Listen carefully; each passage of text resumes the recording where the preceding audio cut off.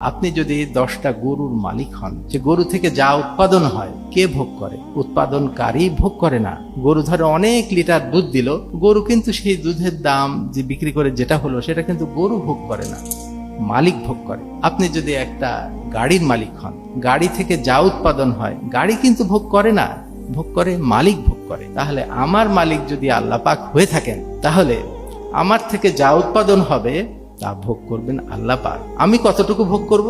যেটুকু আমার খাওয়া পড়া এবং চলার জন্য প্রয়োজন।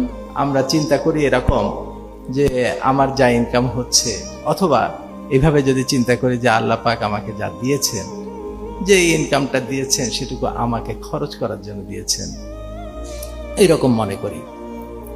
আসলে কিন্তু আমার মনে হয় না যে ইনকামই আমি করি না কেন পুরোটাই আমাকে খরচ করার জন্য আল্লাহ পাক দেননি। আমার কাছে এরকম মনে হয়। দলিল কি?